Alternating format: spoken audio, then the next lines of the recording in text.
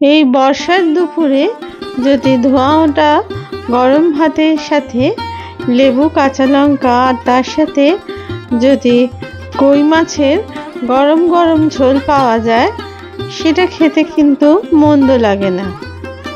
আজকে আমি সেই রকমই কই মাছের একটা পাতলা ঝোলের রেসিপি নিয়ে আপনাদের কাছে হাজির হয়েছি। আজকের এই রান্না আমার মার কাছ থেকে শেখা, আর এটা খেতে কিন্তু একদম অসাধারণ লাগে। আমি এখানে 7টা মতো কই মাছ নিয়ে নিয়েছি। এগুলো মাঝারি মাপের ছিল।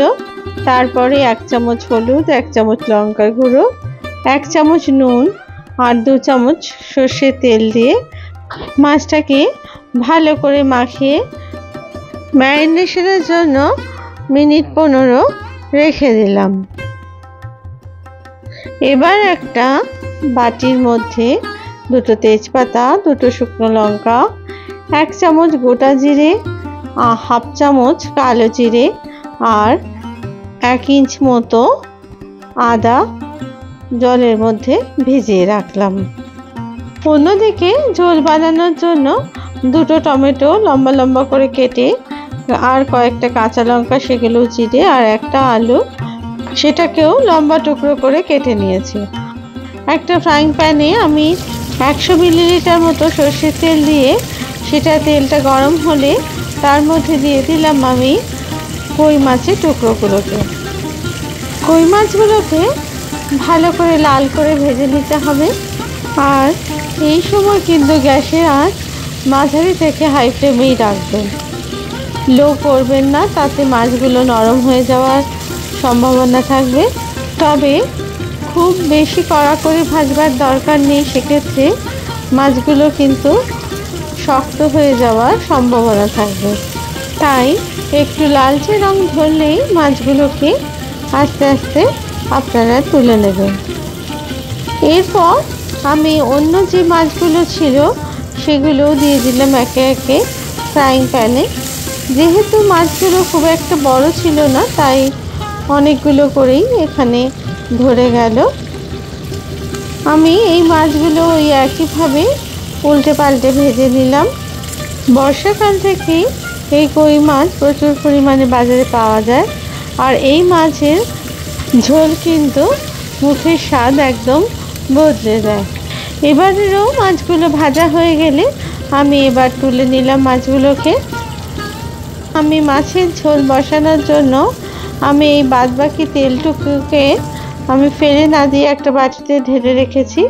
আর অন্যদিকে ফ্রাইং প্যানে আমি এবার দিয়ে দিলাম 100 মিলিলিটার মতো সর্ষের তেল। তার মধ্যে দিয়ে দিলাম 1 চামচ কালো জিরে আর 4টে কাঁচা লঙ্কা। কাঁচা লঙ্কার কালো জিরে ভাজা হওয়ার পরে আমি দিয়ে দিলাম এর মধ্যে আলুর টুকরোগুলোকে।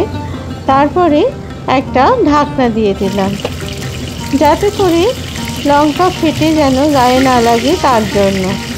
এরপর ঢাকনা খুলে ভালো করে আলুগুলোকে একটু নাড়াচাড়া করে নিয়ে আমি এর মধ্যে দিয়ে দিলাম টমেটোর টুকরোগুলোকে। আলু আর টমেটোগুলোকে খুব ভালো করে ভেজে নিতে হবে। এই সময় গ্যাসের আঁচ কিন্তু বাড়িয়েই রাখবেন, কমাবেন না। আর ভালো করে টমেটো আলু ভাজা হয়ে গেলে তখন আমি এর মধ্যে দিয়ে দিলাম আগে থেকে আমি যে জিরে, তেজপাতা, শুকনো লঙ্কা আর কালো জিরে ভিজিয়ে রেখেছিলাম, সেই মশলাটাকে মিক্সিতে পিষে আমি সেই মশলাটুকু দিয়ে দিলাম আলুর মধ্যে। তারপরে খুব ভালো করে মশলাটাকে ভাজতে থাকলাম। এর মধ্যে দিয়ে দিলাম 1 চামচ হলুদ গুঁড়ো আর 1 চামচ কাশ্মীরি লাল লঙ্কার গুঁড়ো। যেহেতু আমি 2টো শুকনো লঙ্কা আগে বাটা মশলায় দিয়েছি, তার জন্য আমি আর কিন্তু এক্সট্রা লঙ্কার গুঁড়ো ব্যবহার করলাম না। কাশ্মীরি লঙ্কার গুঁড়োটা শুধু রঙের জন্য ব্যবহার করলাম। এবার আমি দিয়ে দিলাম এই ছোট চামচের 1.5 চামচ মতো নুন। নুনটা আপনারা আপনাদের স্বাদ অনুযায়ী অবশ্যই দেবেন। আর বাটা মশলার যে জলটুকু ছিল সেটুকুও কিন্তু আমি মশলার মধ্যে দিয়ে দিলাম। আর খুব ভালো করে মশলাটাকে কষাতে থাকলাম যতক্ষণ না মশলা থেকে তেল বেরিয়ে আসছে। যখন কষাতে কষাতে মশলা থেকে তেল বেরিয়ে আসলো, সেই সময় আমি এর মধ্যে দিয়ে দিলাম 1.5 কাপ মতো গরম জল। এখানে 300 মিলিলিটার জল আমি ব্যবহার করেছি। আপনারা কিন্তু অবশ্যই গরম জলই দেবেন, কারণ তাহলে ঝোলের স্বাদ কিন্তু অনেক গুণ বেড়ে যায়। এরপর সমস্ত মশলাগুলো জলের মধ্যে মিশিয়ে দিলাম, তারপরে একটা ঢাকনা দিয়ে দিলাম।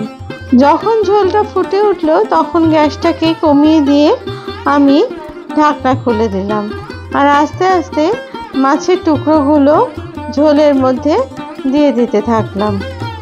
তারপরে প্রত্যেকটা মাছ যাতে ঝোলের মধ্যে চুবে যায় তার জন্য একটু সরিয়ে সরিয়ে মাছগুলোকে দিতে থাকলাম। এবার স্প্যাচুলার সাহায্যে মাছগুলোকে ওপর নিচ করে দিলাম, আর চামচের সাহায্যে ঝোল নিয়ে মাছের যে অংশগুলো ওপরে ছিল সেগুলোর উপরে দিয়ে দিতে থাকলাম। এইভাবেই উল্টে পাল্টে মাছগুলো ঝোলের মধ্যে চুবিয়ে দিলাম, আর ঝোলটাকেও কিন্তু আমি এইভাবেই তৈরি করে নিলাম। অসাধারণ এই স্বাদের রান্না আপনারা প্লিজ একবার বাড়িতে ট্রাই করে দেখতে পারেন।